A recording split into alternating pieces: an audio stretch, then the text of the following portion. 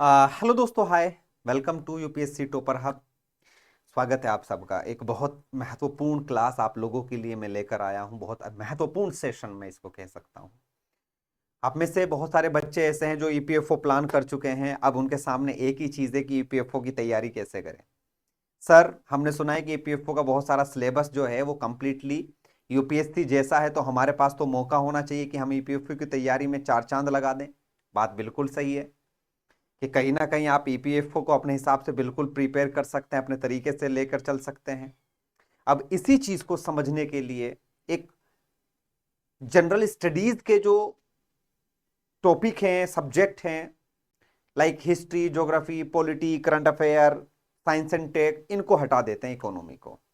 इसके अलावा कुछ और भी ईपीएफओ में महत्वपूर्ण सब्जेक्ट हैं, जिसमें सबसे पहले मैं आज बात करूंगा industrial relation, labour law and social security की।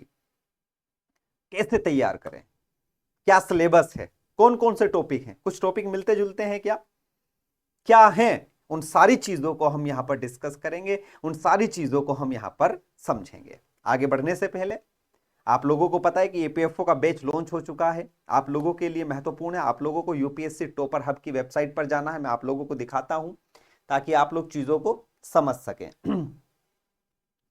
आप यूपीएससी टॉपर हब की वेबसाइट पर जाएंगे और उसके बाद देखिएगा भाई, मैं आपको दिखाता हूं। तो सबसे पहले आप लोगों को यूपीएससी टॉपर हब की वेबसाइट पर जाके अपना आपको रजिस्टर्ड करना है। रजिस्टर्ड करने के बाद जब आप आगे बढ़ेंगे तो आप लोगों को बाकी की चीजें भी यहां पर दिखाई देंगी।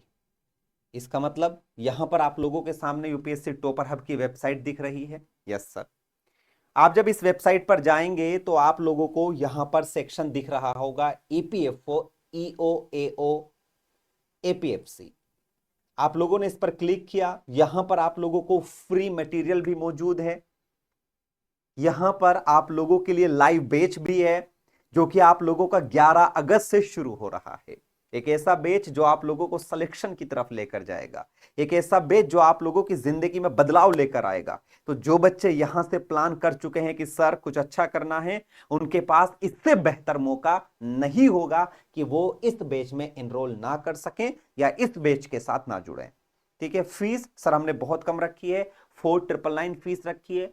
कोचिंग्स अलग अलग फी रखे हुए हैं, लेकिन हमने आपके लिए बहुत कम, और इसके साथ साथ आप लोगों को फ्री मटेरियल भी है जो आप लोग यहां पर डाउनलोड कर सकते हैं। चलिए यहां पर देखिएगा। Okay, industrial relation, labour and social security. सबसे पहले सिलेबस के डिस्कशन की तरफ चलते हैं। बहुत बड़ा सवाल है कि सर सिलेबस में क्या क्या शामिल होगा। सिलेबस में आप लोगों को यहां पर क्या क्या दिखाई देने वाला है। तो जब हम सिलेबस की तरफ चलते हैं तो सबसे पहला जो टॉपिक है वो है introduction to labour and industrial law. Sir इसमें क्या क्या पढ़ेंगे? The concept in evolution of labour law. थोड़ा सा हिस्टोरिकल बैकग्राउंड की तरफ भी चलेंगे। आजादी से पहले इंडस्ट्रियल लॉ, आप लोगों को याद होगा फैक्ट्री एक्ट 1881, 1881, वहां से चीजों को कनेक्ट करते हुए चलेंगे। Constitutional provision regarding labour, like fundamental right में क्या कहीं पर मेंशन किया गया है, डीपीएसपी में क्या कहीं पर मेंशन किया गया है, इसकी बात हम करेंगे। यह आप लोगों के लिए महत्वपूर्ण होगा। लेबर कंकरेंट लिस्ट में सब्जेक्ट है, उसके बारे में बात करेंगे। Classification of labour law, protective, regulatory, wage related, welfare related. अब प्रोटेक्टिव का मतलब आप लोग जानते हैं कि प्रोटेक्शन से जुड़ा हुआ, वेलफेयर रिलेटेड समाज या लोगों के वेलफेयर के लिए, वेजिस आप लोगों का जो वेतन है उससे रिलेटेड। इसके साथ साथ रेगुलेटरी बॉडी या रेगुलेटरी कानून के तौर पर आप लोगों को पढ़ना है। दूसरा पॉइंट, लेबर रिफॉर्म और लेबर कोड्स। अब तक 4 लेबर कोड्स आए हुए हैं, उनका बैकग्राउंड हम समझेंगे। लेबर रिफॉर्म क्यों जरूरी है, क्यों लाया गया। जो 4 लेबर कोड है, जिसमें code on wages 2019, minimum wages की बात की गई, इक्वल रिम्यूनरेशन की बात की गई, पेमेंट एंड वेजेस की बात की गई। दूसरा इंडस्ट्रियल कोड 2020 ट्रेड यूनियन की बात करता है। आप लोग जानते हैं कि ट्रेड यूनियन आर्टिकल 19 में भी है। स्ट्राइक एंड लॉकआउट्स की बात करेंगे, डिस्प्यूट रिजोल्यूशन मैकेनिज्म की बात करेंगे, ले ऑफ जो हटा दिया जाता है या किसी भी कंपनी के क्लोजर क्यों बंद कर दी जाती है, बंद करने पर आप लोग एज ए लेबर क्या आपके प्रोटेक्शन के लिए राइट होने चाहिए, क्या क्या चीज होनी चाहिए, code on social security 2020 provident fund जिसकी आप वैकेंसी तैयारी कर रहे हैं, इंप्लॉय स्टेट इंश्योरेंस, इंश्योरेंस का टॉपिक अलग है, पेंशन, मैटरनिटी बेनिफिट आप लोगों के डीपीएसपी में भी मेंशन किया गया, गिग वर्कर सबसे बड़ी आज हमारी इकोनॉमी को सपोर्ट किया जाता है गिग वर्कर के तौर पर, या गिग वर्कर जो सबसे ज्यादा काम कर रहे हैं, अर्थात जिनके पास कोई भी परमानेंट जॉब नहीं होती लेकिन ये जुड़े हुए हैं, काम कर रहे हैं, इसके बारे में आप लोगों को पता लगेगा। प्लेटफॉर्म वर्कर जो प्लेटफॉर्म पर काम करते हैं, इनके बारे में आप लोगों को समझना होगा। Occupational safety health working condition code 2020 बहुत महत्वपूर्ण, कितने घंटे काम करना चाहिए, सेफ्टी स्टैंडर्ड क्या होना चाहिए, यहां से लेकर किसी भी कंटेक्स्ट में आप लोग बात करें, सेफ्टी स्टैंडर्ड हर जगह मेंशन किए गए हैं। वेलफेयर फैसिलिटीज, वेलफेयर के लिए क्या क्या फैसिलिटीज हैं, इंटर स्टेट माइग्रेशन लेवल, जो लोग बिहार से महाराष्ट्र में जा रहे हैं, जो लोग बिहार से दिल्ली की तरफ आ रहे हैं, या कोई भी जो इंटर स्टेट एक राज्य से दूसरे राज्य की तरफ माइग्रेट कर रहे हैं लेबर, उनके बारे में अच्छा टॉपिक है, महत्वपूर्ण। इंडस्ट्रियल रिलेशन तीसरा टॉपिक, जिसमें इंडस्ट्रियल रिलेशन के बेसिक कंसेप्ट की बात करेंगे। स्टेट सरकार का रोल, एम्प्लॉय ट्रेड यूनियन क्यों महत्वपूर्ण है, कलेक्टिव बार्गेनिंग, सौदेबाजी, इंडस्ट्रियल डिस्प्यूट के क्लोज जितने भी कॉजेज हैं और उनका इंपैक्ट क्या पड़ता है, इंडस्ट्रियल डिस्प्यूट एक्ट 1947 ये भी महत्वपूर्ण है, इसको भी आप लोग जानेंगे, इसको भी आप लोग पढ़ेंगे। इसके साथ साथ grievance redressal and dispute resolution, आप लोग जानते हैं डिस्प्यूट रिजोल्यूशन के लिए अगर आप लोगों का किसी ने पैसा मार लिया, उसका रिजोल्यूशन कहां पर क्या किया जाए, उसके बारे में यहां पर बात की जाएगी। यह भी महत्वपूर्ण टॉपिक है, इसको भी आप लोग स्किप नहीं कर सकते हैं, ठीक है। इसके बाद आगे बढ़ते हैं तो trade unionism in India, trade union trade movement 1926 का ट्रेड यूनियन एक्ट, राइट क्या है, ड्यूटीज क्या है ट्रेड यूनियन की, ट्रेड यूनियन का रिकॉग्निशन, लाइक क्या उनको रिकॉग्निशन सरकार की तरफ से दिया जाएगा, क्या उनके लिए क्राइटेरिया होना चाहिए। कलेक्टिव बार्गेनिंग में ट्रेड यूनियन की भूमिका महत्वपूर्ण टॉपिक है, यहां से भी आप लोगों के क्वेश्चंस पूछे जाते हैं। इसके बाद आ जाता है सोशल सिक्योरिटी, जब आप सोशल सिक्योरिटी की बात करते हैं तो concept and evolution of social security ये पढ़ना होगा। अनऑर्गेनाइज वर्कर के बारे में बात करेंगे, सोशल असिस्टेंट और सोशल इंश्योरेंस दोनों के बीच अंतर, दोनों क्यों जरूरी है, सोशल असिस्टेंस और सोशल इंश्योरेंस क्या है, ये पढ़ने होंगे। और मैं बता दूं आप लोगों से ऑब्जेक्टिव फॉर्म में यहां से भी क्वेश्चंस पूछे जाएंगे और अच्छे से पूछता है वो। ईपीएफओ बेसिकली तीन सब्जेक्ट का सबसे बड़ा खेल दिखाता है, economy, account and social security, industrial relation जो आपके सामने मौजूद है।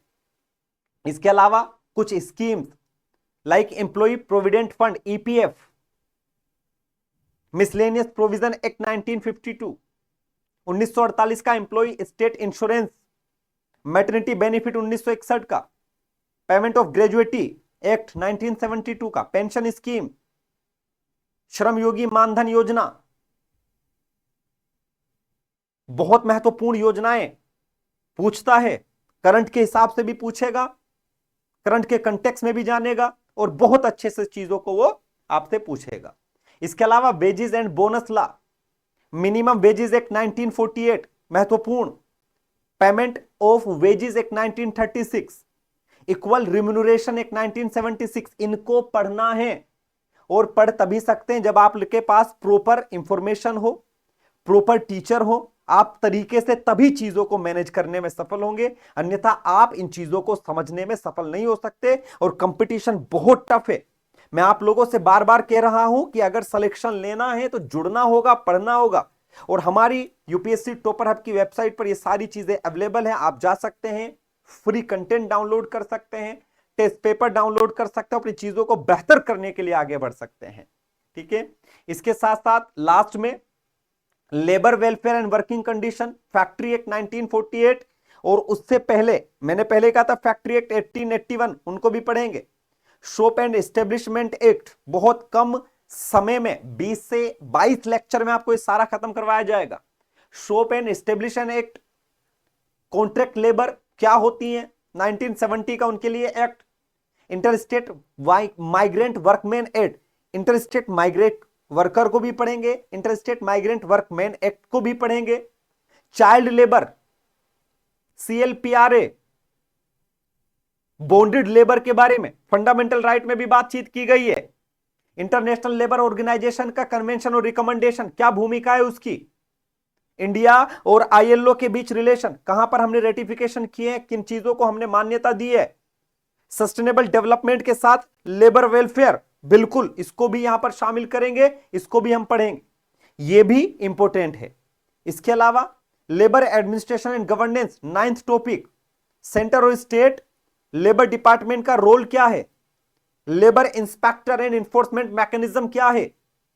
इसके अलावा EPFO, जिस एग्जाम की आप तैयारी कर रहे हैं, जिस पोस्ट की आप तैयारी कर रहे हैं, उनका रोल क्या है, लेबर कोड क्यों जरूरी है, NCL ESIC ये क्यों आवश्यकता है, श्रम सुविधा पोर्टल ई श्रम पोर्टल अभी हाल फिलहाल में आप लोगों को पता है कि लॉन्च किया गया था, और लास्ट में करंट के साथ चल रही चीजें like labour reform and privatisation impact, privatisation से क्या इंपैक्ट है, कोविड-19 migrant worker, social security code और उसका कवरेज, सुप्रीम कोर्ट के जजमेंट लेबर लॉ से related, code implementation challenges, gig platform worker, यह भी पूरा का पूरा आप लोगों के लिए महत्वपूर्ण है। मैंने ये डिस्कशन इसलिए रखा ताकि आप लोगों को पता चले कि लेबर लॉ आप लोग किस तरीके से पढ़ें, किस तरीके से आप चीजों को तैयार करें। यह कोई आसान काम नहीं है कि आप एक झटके में तैयार करें और चीजें पढ़ना शुरू कर दें और खत्म हो जाए, नहीं, इनके लिए प्रॉपर गाइडेंस की आवश्यकता है। आपको प्रॉपर तरीके से पढ़ना होगा, जब प्रॉपर तरीके से पढ़ेंगे तभी आपकी चीजें बेहतर होंगी। उम्मीद है आप लोगों को यह सेशन अच्छा लगा होगा।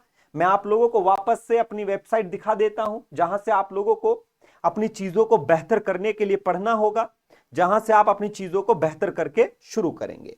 अगर हम इसकी बात करें तो आप लोगों को पता है यूपीएससी टॉपर हब की वेबसाइट पर आप जाएंगे, होम पर क्लिक करेंगे तो आप लोगों को यहां पर लॉगिन यानी कि रजिस्ट्रेशन करना होगा। रजिस्ट्रेशन करने के बाद हमारे पास बहुत सारे कोर्स हैं। यूपीएससी टॉपर हब में EPFO, AO, APFC पर क्लिक करेंगे तो यहां पर आप लोगों के लिए फाउंडेशन बैच, बहुत सारी चीजें, online test series, free UPSC study material, ठीक है, आप इसके साथ एक्सप्लोर करेंगे। एक्सप्लोर करने के बाद आप यहां से इसमें एनरोल कर सकते हैं। आप लोगों को इसका बैच प्लान भी बहुत जल्दी से मिलने वाला है, ठीक है। आपकी फैकल्टी यहां पर अंकित चौधरी सर, मेरा नाम आप लोगों को पता है, अक्षय सर, दिव्यांशी मैम, बहुत सारे लोग जो है वो आप लोगों को यहां पर पढ़ाने वाले हैं, ठीक है। Indian freedom struggle, computer, polity, economy का बहुत सारा पोर्शन मैं आप लोगों के साथ शेयर करने वाला हूं, करूंगा, पढ़ाऊंगा आप लोगों को। कंप्लीट सिलेबस हमारा डिस्कशन चलेगा लगभग 4 महीने, यानी कि 30 नवंबर तक, जब तक पेपर नहीं होगा आप लोगों की क्लासेस यहां पर चलेंगी। आप लोगों को बहुत कुछ यहां पर पढ़ना है, समझना है, तो आज ही इस बैच में एनरोल करें और अपनी EPFU की तैयारी को नई दिशा दें। इसी के साथ इस सेशन को हम यहीं पर समाप्त करते हैं।